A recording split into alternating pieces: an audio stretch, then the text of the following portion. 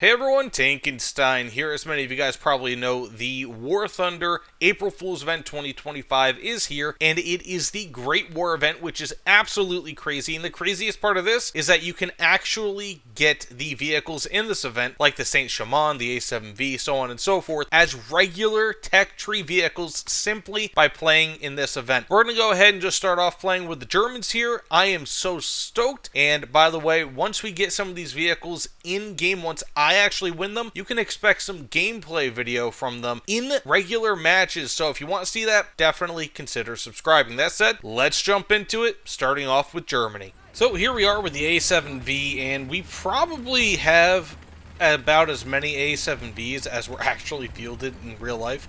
I think there were like, what, 10 to 20 of them that were ever produced. But they would have been quite effective. In fact, there were some people that say that they were actually better than the Great Britain Mark 4, 5, 6, all those tanks in real life. Now, that being said, you might be looking at this and saying, well, those are all non-working LMGs. Oh, no, they aren't. These totally work. You get a fully surrounded, I guess, field of fire, so to speak. We have a Saint Chamond over there. Let's see if I can hit him. Now, it is not easy to actually fire with these things. Just because it is not easy to actually see where you're firing. Because they don't really trace very well. But I did kill the horizontal turret drive. He is moving now. Got the driver. That's fun. We're going to keep on firing on this jabroni. Move over a touch. And also, by the way, I have 18 crew members in this thing. So this is the battle bus if there ever was one. And this is why, I mean, this right here is exactly why Germany is being played, like, at a rate of, I think, like, 10 times as much as the Allies. Because the Allies, they don't really have all that many crew members. Like, you have, again, 18 crew members in this thing, which is just absolutely phenomenal and grants it so much more survivability. Okay, that was a little difficult to aim. Like, look at the inside of this thing. Like, this thing, outside of ships, has more crew than anything else in game. I don't think, like, there are any plane... Oh, look at that. Oh, look at that. 120 grams of explosive filler equivalent, 38 millimeters of armor pen at 100 meters, which isn't really terrible. You might think it is, but considering that these vehicles, the Allied vehicles, tend to have, like, 15, 20 millimeters of armor, whereas the German vehicles, I think, have like 40, or 30 rather. It does quite well. It does quite well. So we got ourselves the vertical cannon drive on that side. We're going to shoot on the back there. Ooh, and we have ourselves a kill. So, again, this is why the Allies are not doing so well. 30 millimeters on the front. The Beutepanzer, 16. This is basically, I mean, it's a Mark IV. But realistically, I mean, it functions very similarly to the Mark V that the Entente powers rather have. So you're not really seeing comparable vehicles at all. And this also only has a crew of 7. The Germans have a crew, again, of 18. That 18-man crew is just absolutely ridiculously powerful. And also, the Saint Chamond, while it has the better cannon, it can't move its cannon. This is built in, what do you call that? A sponson. Well, not really a sponson, but it does have a movable turret, which is very nice. And then you have the light tanks, which are cool, I guess, but they don't really do all too much. They're pretty easy to kill. I'm being shot at, sure, but look at that. Got the driver, machine gunner, and driver controls. We're just going to keep on moving on here. Not very difficult to do this. But we are being slowly killed here. I probably shouldn't have sat right here. That's not a big deal. We're going to go fire on this light tank. I still have 15 crew members left, by the way. Which is just absolutely absurd. I probably could fire an HE shell at that guy, but I don't really want to lose track of where I am. Got the driver once more. Aim up a touch. Oh, I am starting to die here. But we still have 9 crew members left. Let's go drop an artillery barrage right on him. Got the driver again. Oh my goodness. Yeah, I think I'm toast though. This might be about all I got left in me. But that said, we can spawn into a Zeppelin. I should have enough spawn points for that. Ooh, look at that. And that's the problem with having a lightly armored sponsor on the side. 2,080 points. Right there. So easy. All you need is 5,000 to get a stage done on either side. And now, of course, we have the Led Zeppelin. Maybe not the Led Zeppelin, but, you know what I mean. So, this is what it looks like. It's got, what, how many crew members on this bad boy? 11. So, even a Zeppelin doesn't have as many crew members. You have 3 up top. You have 1, 2, 3, 4, 5, 6. So, that's like 9. I don't know where the other ones are. Probably in the back there. Yeah, I guess there's a few in the back. So, quite a few overall. But this is not going to be an easy thing to target with. So, I am going to have to more or less kind of pre-plan. In fact, actually, I'm going to take my throttle down, maybe dive a little bit here, if I can, which hopefully shouldn't be too much of a problem. Now, this does have relatively big bombs, which is nice. Uh-oh. We are being shot. Okay, I'm going to start dropping my bombs here, because I am not going to survive for much longer. Hopefully we can get something. Now, this is pretty much, thus far, what I've noticed, the gameplay for the Zeppelin to be. So if you're wondering, like, oh, well, Tankenstein, why are you doing so poorly in a Zeppelin? That's pretty much how it is. That is one spot that the Allies have better than the Germans. It's because the Zeppelins are such easy targets. And I feel like they're easier to destroy than they were in real life, at least based on what I remember reading about. Whereas the Allies have much better, like, quicker, more maneuverable bombers.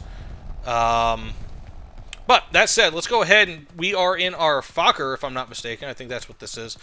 Terrible, terrible rate of climb. Like, absolutely atrocious. Okay, we are getting some shots. We only have, like, a fraction of a kilogram per second of burst mass here, which kind of sucks. Being shot by another fighter. Again, I feel like the air component of this is a bit janky. Now, you will be able to get the... ooh, very nice. My friend, my ally, took that guy out. Now, you will be able to actually get that bomber permanently if you get enough, points for the Allied side day in, day out in this, which is awesome in my opinion. So we're going to go ahead and strafe on some... Ooh, lightly armored vehicle. Can I get something on them? Kind of can. I remember once with the Allies, when I was using the Allies, I was able to successfully strafe versus their ground targets a little bit. But as you can see, we have, what, 0.17 kilograms per second? Because all we have are 2 LMGs on this. That's it. So I might be making a battlefield landing if I can't help it. But these vehicles, while the fighters are not going to be permanently unlocked in-game, they will be in the Aces of Thunder game that Gaijin is making. Oh, look at that. We finally got ourselves that kill. So if you guys are looking for, like, I think it's a World War I-centric fighter game. So if you're looking for something like that, then, definitely check it out. I think it's a VR game, if I'm not mistaken. So it's a kind of a strange thing, but I almost kind of feel like this is Gaijin trying to test out the physics of that sort of game. But I may be mistaken. So we're going to go ahead and crash here, kind of. This kind of reminds me of the scene from 1917 a little bit, but not too big of a deal. So that said, we still haven't lost yet. So, Beutepanzer, you know what? We're going to get into the Beutepanzer IV, because that is the most different one that I can still play. And so, as you can see, far fewer crew members, which does lead to lesser survivability, plus, of course, far less armor. I mean, the maximum armor on this is basically about as bad as the worst armor on the A7V. Also, this is slower, but as I was saying, this is a bit different than the whatchamacallits, than the Mark V that you have with the UK, because this has only 2... actually, no, my apologies. The one in the UK also has two Nordenfelt 57 millimeter guns. So let me know in the comments below. I'm not really all too familiar with World War I vehicles, so if you guys know the difference between the Mark IV and the Mark V, comment below. I'm curious. I'm sure a lot of other people are. But as far as I remember, they're like incremental upgrades. But arguably, the British do have better weapons insofar as like anti-tank are concerned. Even though the A7V does have the same Nordenfelt gun, this has two of them. And yes, I know they are on sponsons, sure. But, ooh, look at that. That was gnarly. But, the fact of the matter is that, even though they are on sponsons, you get two of them. So, we are going to have to blind fire this one a little bit. Yeah, okay, that's not good. I really don't feel like sitting here being shot at by that guy, but it's going to happen anyway. So, we're going to go ahead and make it so I can actually aim at him with this. Looks like that might be... Ooh, Saint-Chamond! Oh, I'm going to die now. That's just how simple it is, unfortunately. You're alive one day and dead the next. Not to make light of a terrible war. Okay, we have another Saint-Chamond out there. Now, you might be asking, why aren't you using HE shells? And yeah, there are AI infantry, but in my experience thus far, they haven't really done much. They have not been of much importance, so it's just I have not focused on shooting them at all. Wouldn't that be cool if I could hit this guy with this? Oh, this is unfortunate. This is trench warfare, though, I suppose. And trench warfare has officially stopped me. So I don't think I'm going to be able to continue all too much beyond this. What this vehicle was meant to kind of combat, it's just not able to. Oh, we have some enemy infantry here. I don't think I can shoot them easily, so I'm going to go fire some HE at these fellas. Ruin their day. He may have just disappeared there. Yep, I just killed him pretty awfully. Oh, jeez, this just feels wrong, kind of, in some ways. So, I'm going to probably die here. Assuming I die, we can go into a second match with the Entente powers, which would be really cool.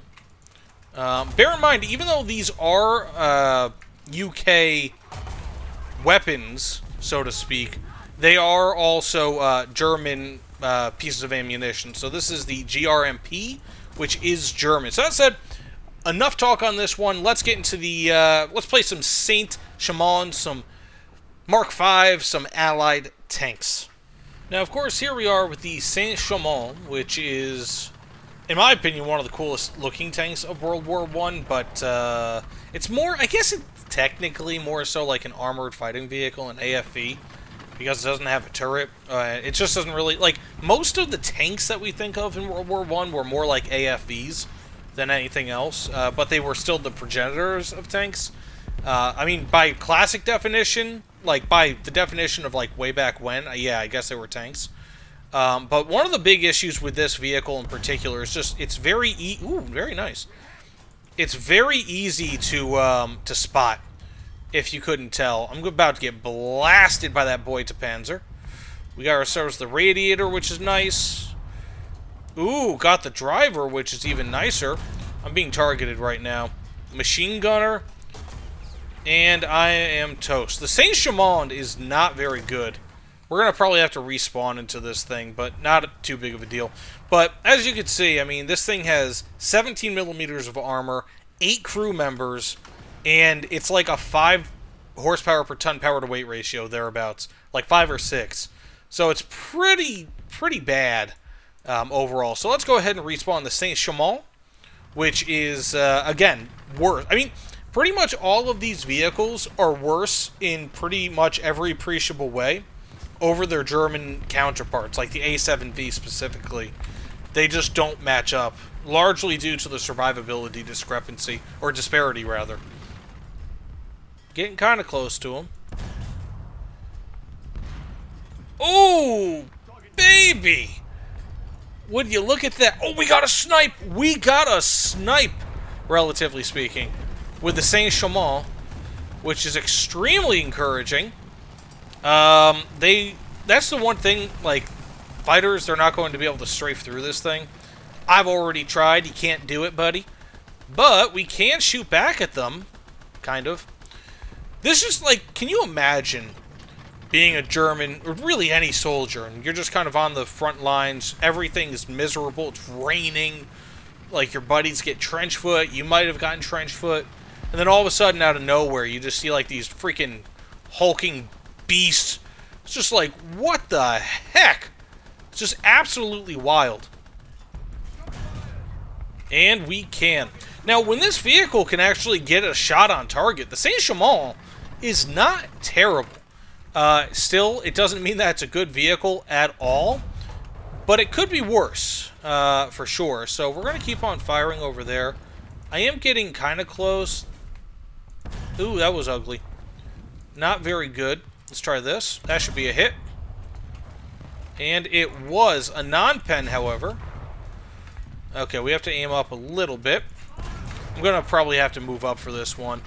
But like I said, I mean, like, the A7Vs, in almost every appreciable way, like, when it comes to armor, when it comes to kind of firepower, depending on your metric of that, when it comes to crew specifically, and just ease of fire, too, because the fact of the matter is like, that turret traverse, or I guess the sponson traverse, is way, way better at the front. So let's go ahead and spawn to a bomber and see what we could do.